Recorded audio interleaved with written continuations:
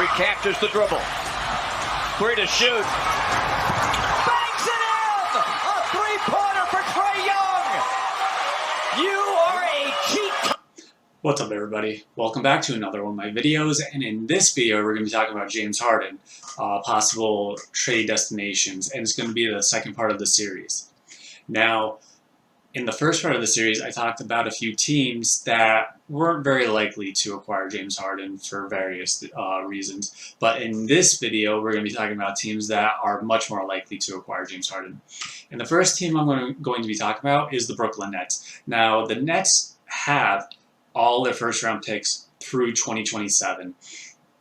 And even though Houston claims that they want KD or Kyrie, well, and who wouldn't, but even though that's what they're trying to get from the Nets, it's highly unlikely that the Nets are going to be willing to budge, especially with the way they've started off the season.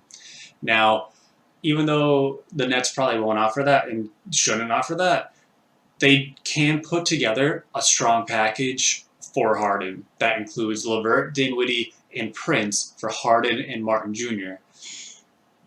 Now, the odds of this actually happening are probably 50-50. It really is going to be come down to whether or not Houston budges. I don't see the Nets budging. I don't see why they would or should, not with the way they've started this season. But Houston, on the other hand, with tensions rising, I feel like the sooner Harden's out of town, the better. And with that, I do feel like if they do budge, Brooklyn has a good chance as anybody to land Harden along with KD and Kyrie. Now, if that were to happen, the fantasy impact for this would be really bad for anyone who owns Kyrie, Harden, or KD. And when I say really bad, like, all I'm saying is instead of Harden being a top 3 player, he's just going to be a normal first-round pick because his stock will go down. KD, same thing. He has the potential, in my mind, to be a top 5 player this year. And with Harden in the mix, he'll just be like a first, second round player. And then Kyrie, I feel like he's like a late second, early third, and I think he'd get pushed back down to like the late third round. But I will say LeVert and Dinwiddie stocks will probably increase. Now, LeVert had a strong opening game performance in the first game of the year. Second game, he shot a lot, but didn't make a lot. Didn't have as great of a performance. And I feel like even with the Nets, LeVert can be a reliable fantasy option. But I do think he would start in place of James Harden if he goes to Houston. And that might be more of a usage situation, and it might lead to just better overall stats. With Dinwiddie, I think he'd be like first man off the bench, more or less. I do think his numbers can increase as well. All right, so next up we have the Portland Trail Blazers. Now, just like the Nets, they own their first round picks through 2027, but only if they miss the playoffs. If they make the playoffs, then the pick, which is from 15 to 30, would actually just be going to Houston anyway. So basically, even though they don't technically, I don't know how to explain it. Basically, they don't have the pick, but it's going to Houston if they don't have the pick. So basically, it'll go to Houston anyway, so they can make more deals for their lottery picks to include those lottery picks for Harden. I hope you could understand me. I know I didn't explain that too well. But anyway, Portland will need to trade McCollum and very likely Zach Collins, who is just a 23-year-old, like a young talent who was selected 10th overall a couple of years ago. And what I would feel is Portland's odds is going to be 50-50 because I mainly feel like it's going to come down to Lilliard's preference. If they could get Lilliard's approval on this to get Harden, then they'll probably try and make it happen. But if they don't get it, because Lillard and McCollum are close off the court. They're good friends off the court. So you don't want to make your number one angry by getting rid of your number two, essentially. So I think this more than anything else comes down to Lillard and how he feels about the trade. Now, if this trade were to happen, Harden and Lillard's value should remain about the same because they're going to be 1A and 1B, basically. There's no one else on Portland who can do what they do or even come close. The rest are basically just catch and shoot shooters or players or 3D guys like Covington. Even Nurkic would see the ball a little bit, but his stock would probably go down a little bit because he won't see it as much. Now, I feel like McCollum's fantasy stock will remain the same, pairing him with Wall and Wood or Cousins, or both of them, or all three. Let's see. Zach Collins' his value is probably going to go down.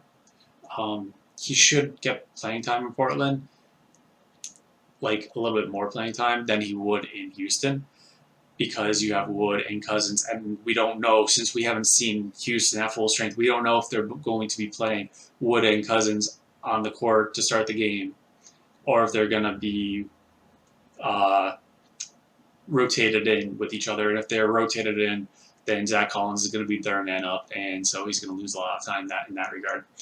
So with that being said, if Cousins and Wood do not start together, odds are their stock will likely go down a bit just because Zach Collins is probably going to need to see some playing time.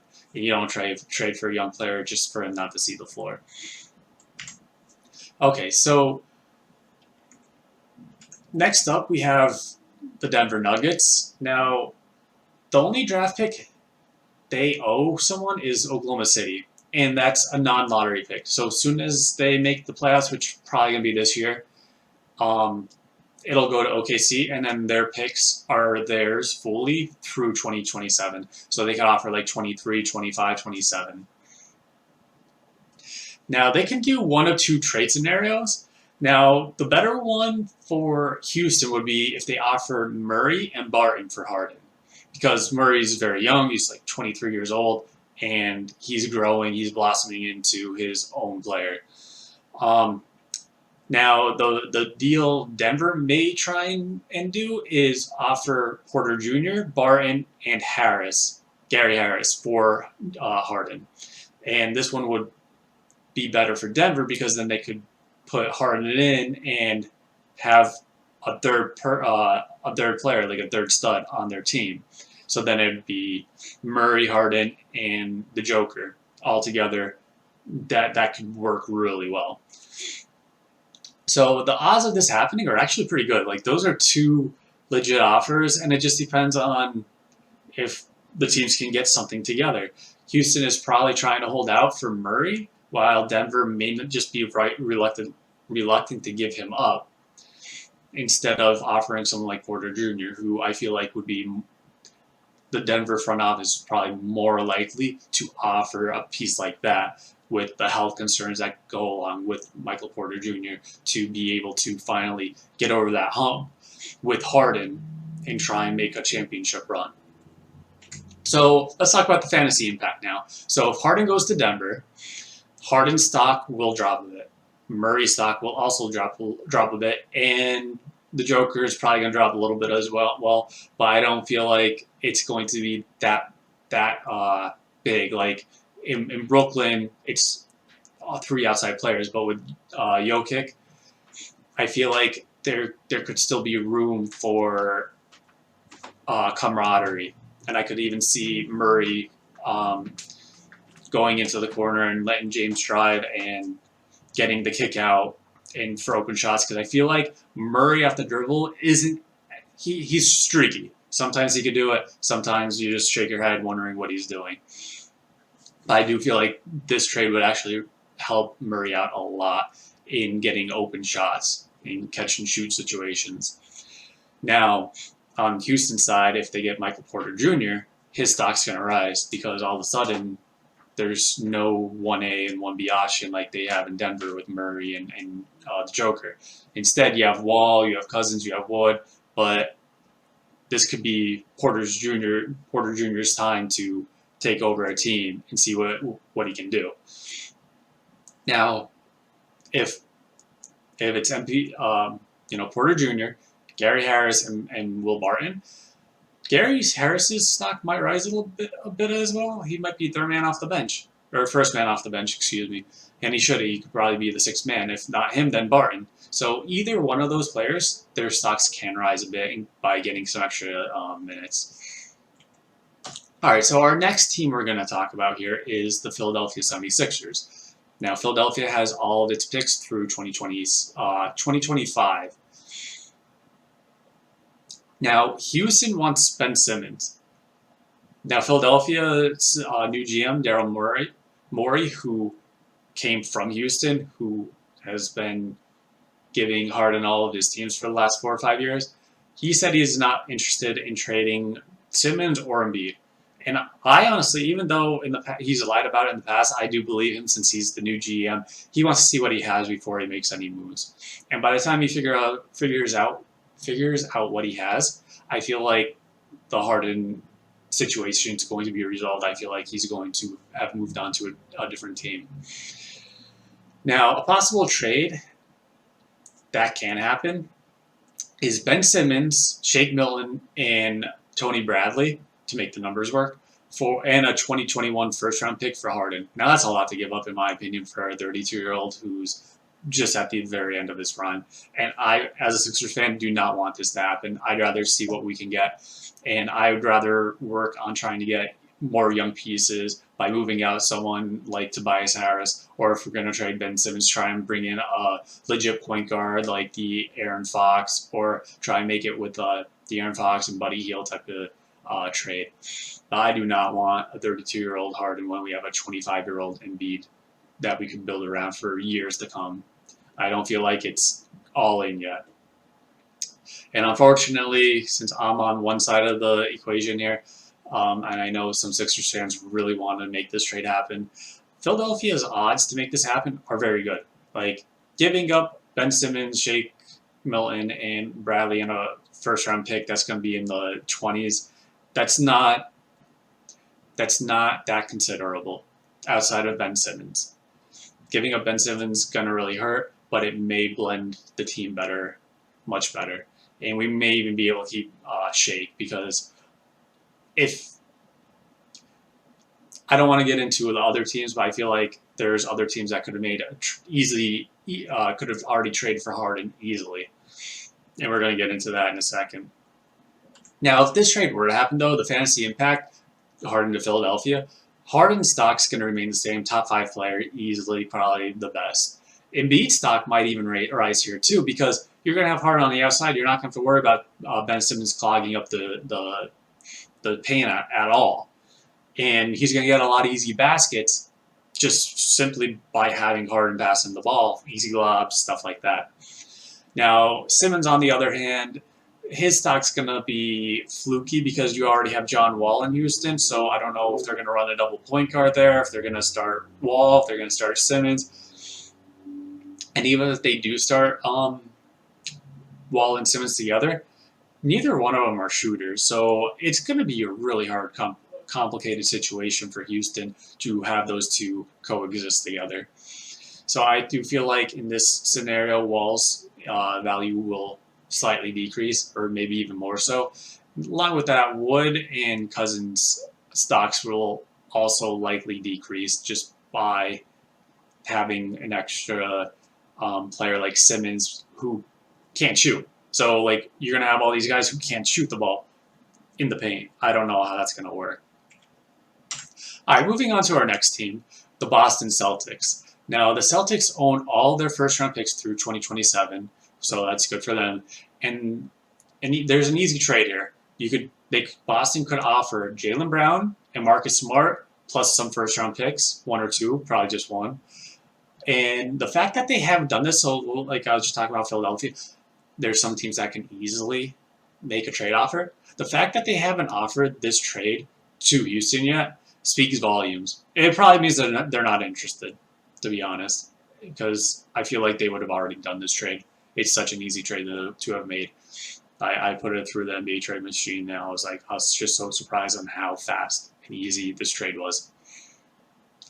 Now, like I said, Boston's odds are very high. Like, it's an easy trade if they wanted to get it done. So I'm surprised it hasn't happened yet. And the fact that it hasn't happened yet probably means that it's not going to happen. And odds are Boston's probably not interested in Harden.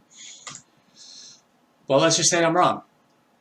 Harden to Boston. Harden's stock will decrease slightly because it'll be him and Tatum sharing the ball a lot.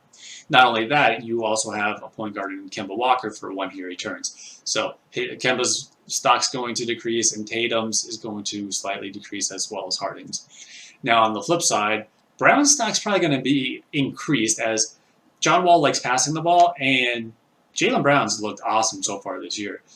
He's averaged close to 30 a game, and he's been putting up good numbers. So his stock might actually increase because he'll probably be the #1 scoring option on the team. So along with Brown, Marcus Smart's stock will probably increase slightly too. He'll probably be a 6-man off the bench instead of being stuck between all these players that Boston has. Because I still feel like Boston's a bit deep with Jeff Teague, and sometime may go to him that could have gone to Marcus Smart instead.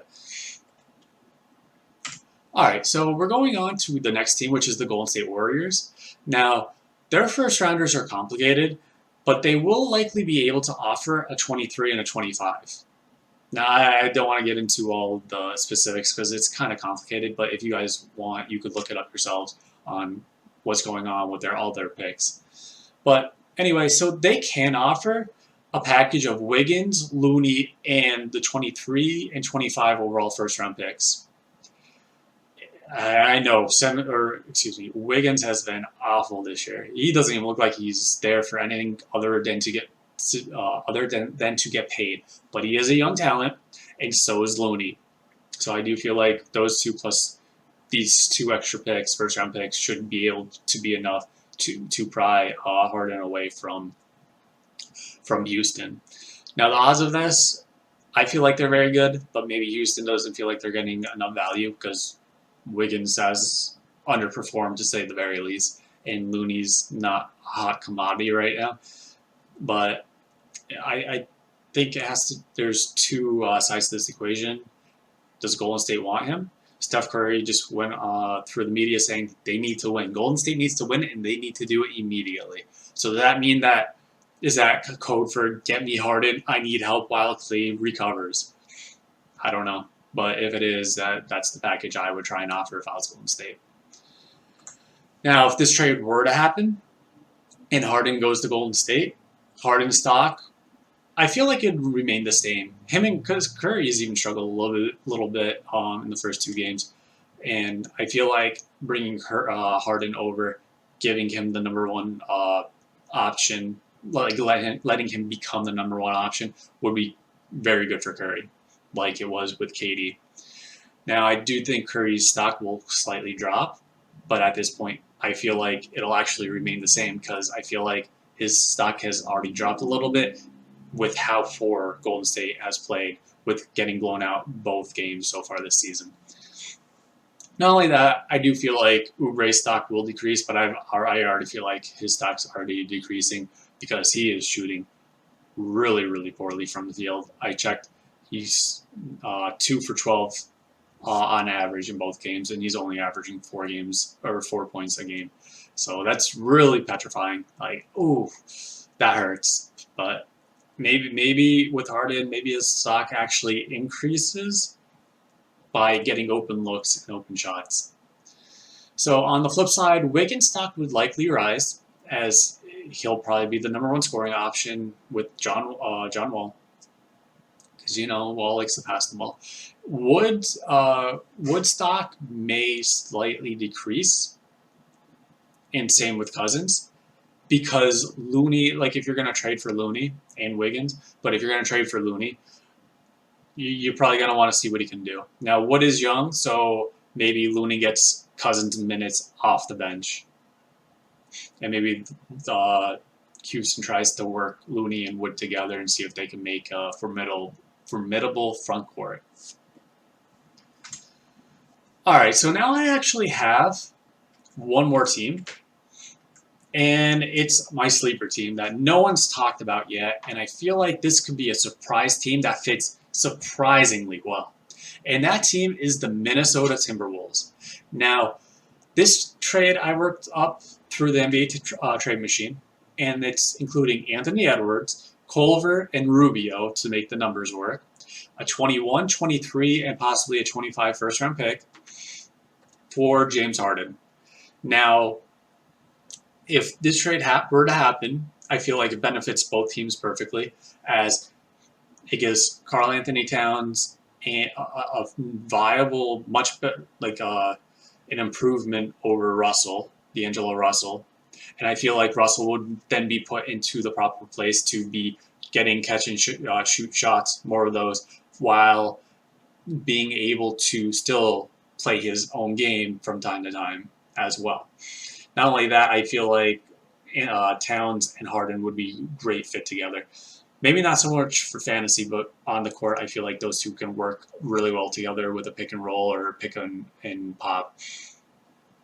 Now, I do feel like Harden and Karl Anthony Towns' fantasy stock would probably remain about the same. Like, both were going to remain first-round talents. Now, D'Angelo Russell, on the other hand, his value may decrease slightly, as he would now become the third option instead of the first guard option. So, on the flip side, in Houston, if this trade were to happen, Anthony Edwards' stock probably going to rise, as he'll probably start and he'll probably see a lot of usage from John Wall. Rubio's stock will probably remain the same, probably first man off the bench after Wall sits.